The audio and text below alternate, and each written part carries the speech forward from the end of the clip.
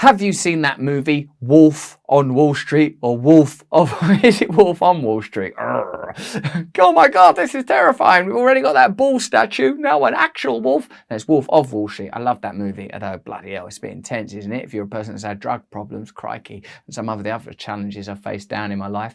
I chatted to actual real life Jordan Belfort and talked to him about what it's like to operate on the inside of those financial systems. In this video, we talk about the power of cryptocurrencies and how it might be a genuine alternative to the financial system, how it could be a way for ordinary people to get a little piece of the pie, get into the game, to become wolves themselves. Check out this conversation with Jordan. You're going to love it.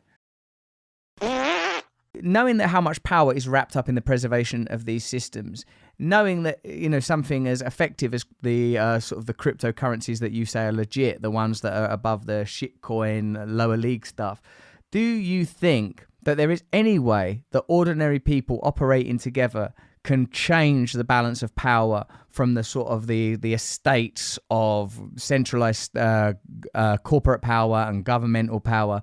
Do you think there is ever a chance for, through, you know, even through these kind of financial means that you've helped us to understand better, a way of leveling the score a little bit, so ordinary people who are looking to invest in, whether it's, you know, Bitcoin in any variety or any derivative thereof, or, you know, imitation thereof, or conventional stocks and shares, you know, that impulse that's behind that, an impulse that you clearly read and understand well, because you're able to recognize that when they're saying they're talking to the wife, that ain't what they mean really. You seem to be able to read what people's intention is, what it is within them. And what you know, and I know, that what people in a sense want is to be kind of free, to be able to live their lives free from, like, you know, whether the octopus is the Federal Reserve or power structures more broadly bearing down on us, preventing us from being who we are, that the game is rigged against ordinary folk. Do you think that these powers can ever be challenged, or do you think they've got the game sewn up? So now you're at the most profound thing of all. You just hit on something, I think, you know, inadvertently and inadvertently, a combination of the two. Why? Like, why is this, you know, why is crypto so popular? It's trade. Why would people buy shit coins? Why are people so into cryptocurrency? Why do influencers and all the people that are coming up, the younger people, why does the young people, they love this shit? Let me tell you why. There's a reason why. It's very profound, Russell. And I think this will clarify a lot of things for your listeners. You say, why are people like so much into, whether it's Bitcoin, Ethereum, or Matic, or whatever coin? And there's a lot of good coins as well. So I don't want to, it's only not, there's a few other good ones as well. And then for every good one, there's 100 terrible ones, right? But here's what's happening. The reason the younger generation loves this stuff is because it is the great equalizer into itself as an investment. When you buy a stock, when you try to invest in stocks or the stock market or oil or anything that is dominated by Wall Street, that has fundamentals involved, meaning you're actually having very well-educated, schooled people that are using 70 years of knowledge and research and statistics to look at companies, analyze them based on proven fundamentals, earnings, assets, cash flow, debt to equity, or things that younger people, except if you're a major in economics, would understand. No one understands that stuff. So that gives Wall Street a huge edge in these investments, because they are using knowledge of, like, is it a good, because in Wall Street, is it a good company? Is it a bad company? Well, having that knowledge, even a slight bit, gives you an incredible edge. It's Warren Buffett. That's the perfect example is Warren Buffett, long-term investor, picking winners from losers based on real financial information. And at some level, that trickles all the way down to these traders on Wall Street who are trading with computer algorithms that the last trade by the microsecond, if you could beat it out by 0.018 milliseconds, you can make money like that. But it's all based on this sort of knowing that system.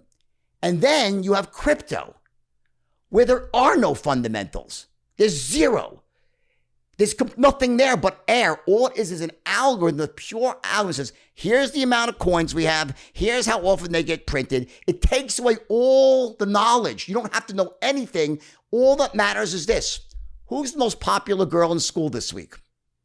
If you know who the most popular girl in school is, guess what? You can make a fortune in crypto, because there are no fundamentals. It's who's the most popular, who's everyone, because whatever, it's all supply and demand. So it allows influencers who are the most popular girls in school, so to speak, it gives them a huge edge in making money, because they are the in crowd that is able to manipulate this stuff because they know who the cutest girl in school is this week, and it changes from week to week or month. Elon is who's the cutest girl? Elon's the most beautiful girl of all. Elon says it's this, it automatically goes up. So if you go to traditional investments, there's all this knowledge and information that Wall Street's accumulated over generations. They have a huge edge. They lose that edge with crypto because it's only about who's buying what. There are no fundamentals. So it makes it a more egalitarian system. You could actually invest on a more level playing field because it's only about who's buying it, who's selling it. There are no fundamentals. So it allows people with no investment ability, no knowledge of how companies and business works to go in and make money trading crypto because it's only about technicals. How many people are buying it? How many are selling it? Is it the top or the bottom? That's it. That's why people love investing in crypto. That's cool. That's a cool breakdown. A few other things, right? Like I chatting to one of my mates the other day who works in, he's a trader. He was talking about like how like with these CBD companies and all that, like if there's a sort of a celebrity endorsement, there can be huge fluctuations like real early on. And then on the other side of that, mate, like you might not be following the Euros being American and all, but there's a sort of a European soccer tournament at the moment, and Cristiano Ronaldo, one of the world's best players, like removed Coke. Like when he did a press conference, there was bottles of Coke here like this on his table. I just saw that. And 4 billion dropped off. What does that tell us about the world of finance? The idea that endorsements can have such a profound and real effect. What does that tell us about the nature of that reality? Well, I think that, there was a great scene in the movie Jerry Maguire, which I'm sure you've seen. And it's in the early part of the movie where he's talking about his career as a sports agent. And it all comes to a head early on where some kid goes up to a professional basketball player and he goes, "Oh, I can't sign that card. I only sign Topps cards," right? Because like that's his brand. That's a reality of capitalism. And it's like, and it's how companies like, whether it's a Facebook or how these companies monetize endorsements. So like an athlete might only get paid X dollars for being on the field, but he's building his personal brand and he's endorsing. So like anything else, there's a great side of that, a positive side of that, and there's a really negative side of that. Like I don't want to name names here, but there's a coin out there right now that's being endorsed by all the top influencers in the world right now. All of them, like major influencers. And they're out there publicly saying, this is the new greatest coin, this and that, right? And I'm shocked that these people would do that. They're really rich. The people endorsing it are richer than me. And they're endorsing this without any understanding that it's going to go to zero. It's like just another one of these things. They're getting paid massive amounts of money. They came to me yesterday and asked me to endorse it. And I said, no, I won't. I'm not going to endorse it. I said, I just don't know enough about it. Maybe it's good, maybe it's bad. But I think in that case, like for me, like as a financial person, it's one thing if you're a woman and you're known for beauty and stuff. Yeah, I guess if you endorse a coin, no one expects you to know any better. So I guess that person would be very careful about endorsing lipstick, but maybe not a crypto coin. For me, a coin represents I should know better than not to endorse that, right? But everything right now, Russell, is about this endorsing and celebrity and social, who's got the most followers and who can reach those followers. And it's powerful stuff. I don't think it's going away. I think it's an integral part of economies, and there's nothing wrong with it, but there should be, I hate regulations because like they always, the more regulations you put on stuff, typically just the more warped it gets. The people want to scam will find a way to scam anyway, and they usually just serve to create an even larger bureaucracy in the end of the day. It's a double-edged sword, but one would think the world would be better served if like there was some sort of rule that you can't endorse things that suck. Like you have to really actually believe in the things that you endorse, and then I think the world will be a lot better and safer. It's not like that now. You can just endorse anything you want, seemingly with impunity, even if it's a complete and utter scam. And that's the problem, because there's nothing wrong. An athlete loves a product, like Nike, for example.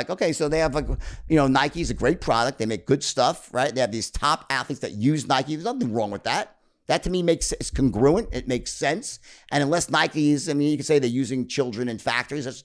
That's getting too deep into the rabbit hole for me. But I'm saying generally speaking here, they're giving value. I love their sneakers. I don't agree with all their advertising. Sometimes it bothers me, but good product. Makes sense. Yeah, I want to see what Tiger Woods is doing or Roger Federer or Michael Jordan or LeBron James, right?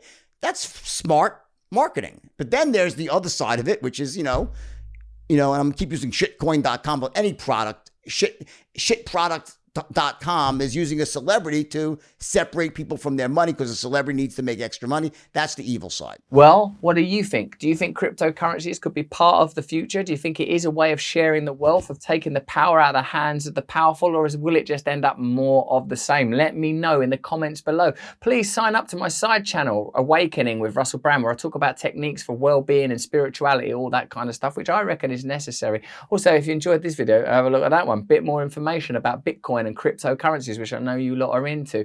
Hit me up in the comments below, like, subscribe, sign up to my mailing list. You can just click here and I'll give you information every single week. I'll tell you what I'm reading, what I'm watching, what I'm doing. I'll answer your questions on mental health. I'll do anything to stay connected to you within reason. Stay free.